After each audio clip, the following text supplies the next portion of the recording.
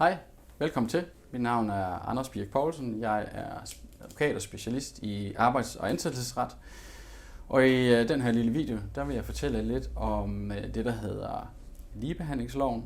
Altså den her lovgivning, som skal sikre, at der er ligebehandling mellem kønnene, mænd og kvinder. Og der, hvor det typisk i praksis har betydning for jer, det er ved ansættelsesforholdets begyndelse og ved ansættelsesforholdets afslutning. Eller hvis man har medarbejdere på barselsorlov. I forbindelse med ansættelsesforholdets begyndelse, der har jeg lavet en særskilt video omkring etablering af ansættelsesforholdet, som I også kan kigge på. Det, der lige er kort at sige omkring det er, at når man ansætter, må man ikke forskelsbehandle på grund af køn. Og der, hvor det for eksempel kan give udslag, det er, hvis man begynder at spørge ind til, om man påtænker at skulle være gravid inden for en nærmere periode. Der klapper fælden, det må man ikke, og det vil være en overtrædelse af den her lovgivning. Og jeg kan sige allerede nu, at en overtrædelse af lovgivningen kan være ret dyr, så der skal man passe på. Her, hvor I typisk vil konflikte med den her lovgivning, det vil være i situationer omkring graviditet og barsel. I skal være opmærksom på, at loven finder anvendelse allerede, når man som medarbejder oplyser sine arbejdsgiver, at man forventer, at man skal være gravid. Der kan jo være nogen, som for eksempel har sværere ved det end andre, og som skal gå i noget fertilitetsbehandling. Allerede der ved den oplysning, kan man sige, så skal alarmklokkerne ringe, fordi hvis man overvejer at opsige medarbejderen, efter man har fået sådan en oplysning, så kan man godt blive skudt i skoene, at det er på grund af de forhold, at man nu opsiger medarbejderen. Og der er det typisk arbejdsgiveren, der har den tunge bevisbyrde her. Så vær opmærksom på allerede fra I får oplysningerne, at nu er der et særligt regelsæt her, som man lige skal have for øje.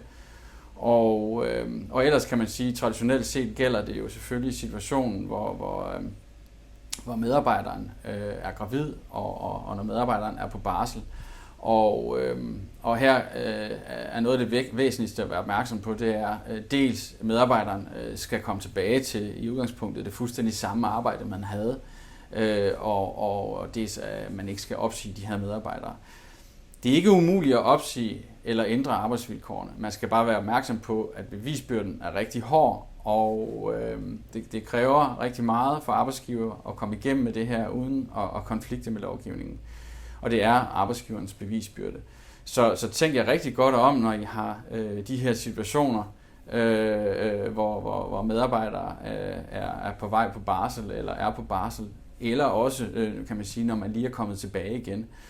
Fordi at hvis man tror, at man sådan kan omgå det ved at sige, nu lader vi bare lige medarbejderen komme tilbage, og så opsiger vi medarbejderen bagefter, så er det ikke sådan, man er ude af risikozonen, så at sige, så er der stadigvæk en væsentlig risiko for, at det kan blive koblet sammen med den her netop overståede barselsorlov. Så vær opmærksom på de situationer, og vær opmærksom på, at når man snakker om forskelsbehandling, så er det ikke kun den direkte forskelsbehandling, altså i form af, at man for eksempel opsiger eller ændrer grundet en barsel. Det kan også være den indirekte forskelsbehandling, hvor man umiddelbart behandler alle ens, men hvor det så kun rammer én gruppe. Og den kan være en lille smule sværere at arbejde med, og ikke den typiske situation i forhold til opsigelse af gravide medarbejdere. Men man skal være opmærksom på, at det er enhver forskelsbehandling, som loven den beskytter imod, og det er både den direkte forskelsbehandling, som jo er for eksempel, hvis man ændrer ansættelsesvilkår eller giver dårligere ansættelsesvilkår til et bestemt køn. Men det kan også være, at man opstiller nogle generelle kriterier, men som så rent faktisk betyder, at et bestemt køn bliver stillet dårligere end andre. Og det er jo noget, der er meget op i tiden, det her, også i forhold til ligeløn og så videre, så der skal man også passe på, at man ikke kommer i konflikt med den her lovgivning. For gør man det, så har vi et ret højt godtgørelsesniveau, og i hvert fald for de her opsigelsessager, der kan man sige, at der bonger den helt ud til omkring 12 måneders løn i godtgørelse. I praksis ligger niveauet typisk mellem 6 og 12 måneder, men det kan faktisk også være endnu højere, hvis man kigger på lovgivningens rammer.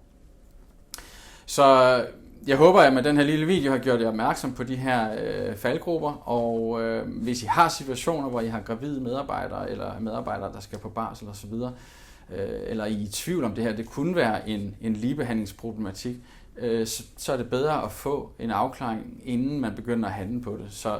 Så søg endelig juridisk rådgivning i den forbindelse. Og hvis I ønsker at kontakte mig, så kan I også finde mine kontaktoplysninger her på intranettet.